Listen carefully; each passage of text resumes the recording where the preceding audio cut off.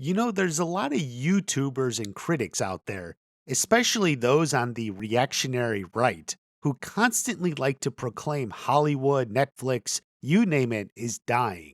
They've forgotten how to make good shows, and audiences are turning away in droves, they say. While that's not for nothing, there is a lot of utter trash out there. The studios still do manage to make something that is actually pretty good from time to time, something worth watching. Maybe something that will even catch on, go viral on TikTok, and be a hit.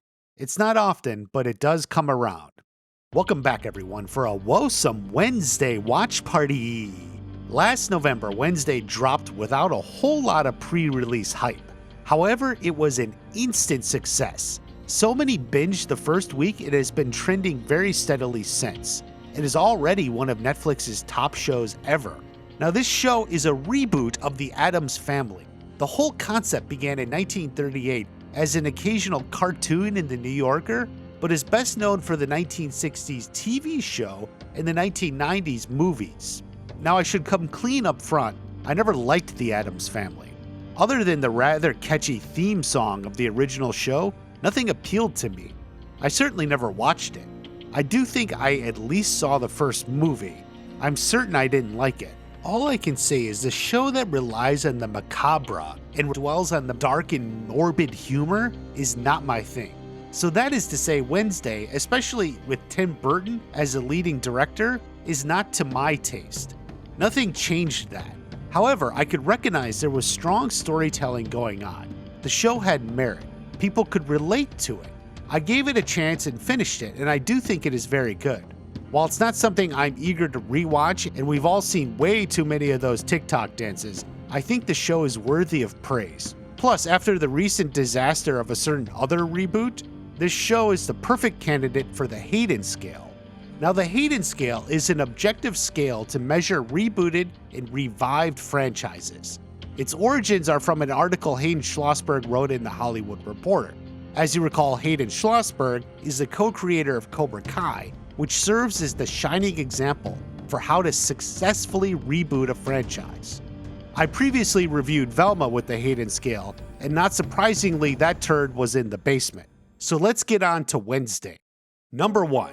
Treat the original franchise with reverence. Right off, Wednesday is off to a great start, and obviously it is especially due to the creative team. They weren't trying to reinvent the concept.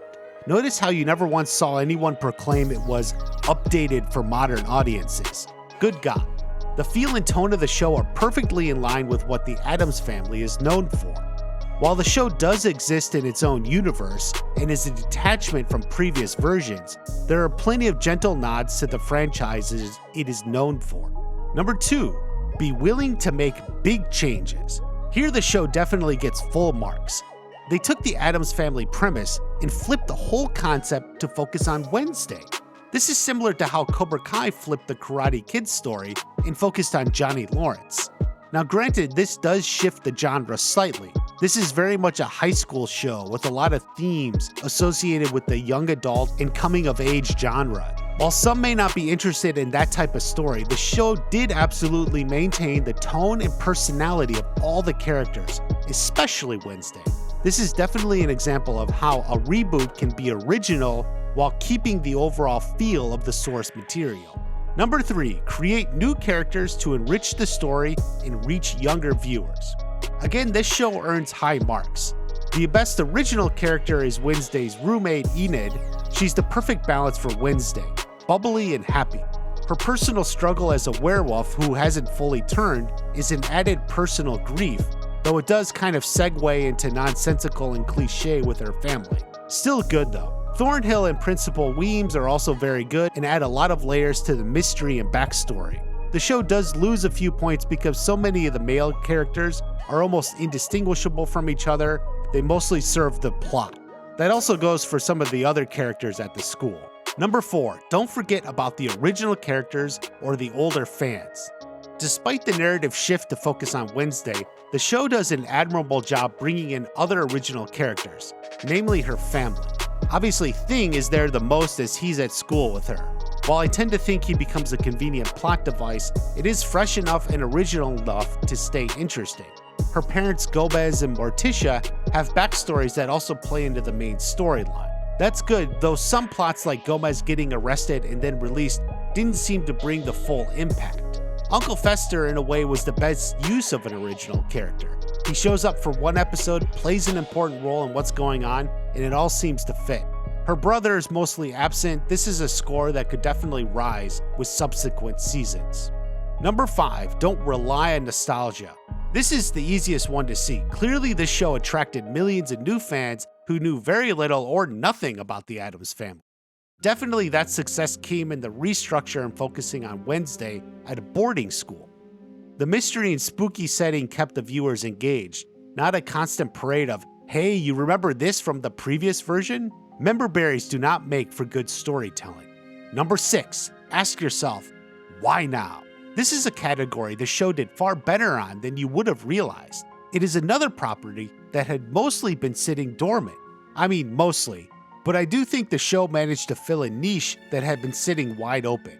It was a good mystery show with the obvious dark themes. Also, it is a young adult show, as obviously it focuses on these teens away at school. That gives it a definite taste of Harry Potter and Hogwarts. Luckily, enough time has finally passed that it is able to mostly avoid those comparisons. In fact, the fading of Harry Potter leaves a clear opening that really cements the why now. Number 7, don't overthink the why now. This is something the show creators handled marvelously well. They had an idea for what they wanted and they did that. They didn't get carried away with other ideas or agendas. They didn't want to use the Addams Family property to further their own worldview. They just wanted to make a good show about Wednesday Addams. Number 8, have a long-term plan about where you're taking the story. While the first season seemed to wrap up the initial mystery, the creators have said they had plans for a second season and intended it to run for a while. This is definitely a score that can go up depending on how well it all comes together in the future. Plus, was anything set up for future seasons in this first one? We'll have to see. Number 9, don't assume your audience is going to stick around until the end. Obviously a great success here as well. The first episode wasted no time setting our main character Wednesday as well as the premise. The school was introduced as well as the mystery and even smaller stories like Enid not turning into a full werewolf. Number 10, do respect, encourage, and engage your fandom. This is one spot where I think the show could do a little more. While the creators and stars of the show have been grateful and shared plenty of behind-the-scenes pics, that is about it. Now granted, it's harder to engage the fandom on a personal level when you're a supermassive hit that is going constantly viral, but I do think maybe they could do a little more to at least acknowledge the massive fandom that was created out of thin air by this show. And finally, number 11, don't argue with the fans. Luckily, when a show is a success, this is less likely to ever be an issue. But it is always possible because fans will always gripe about something or the other. Some actors or creatives sometimes feel the need to bite back, but that never happened here. No drama is the way to be. So that gives Wednesday a total score of 58. Pretty damn impressive. It also had no negative scores. Is the show perfect? Well, I have to admit, I did find it strange when Wednesday shows up to school for outcasts. The first thing Enid wants to do is for her to get on TikTok and Instagram. Can you really be an outcast while going viral on TikTok and Instagram? Whatever. This is a show that appeals to youth because it creates the illusion of today's high school life. Everyone else is on social media. Why not you? I could do a full review and breakdown if you want. Let me know. Otherwise, check out Velma, which was also reviewed on the Hayden Scale. Have a great day. I'll see you at the next watch party.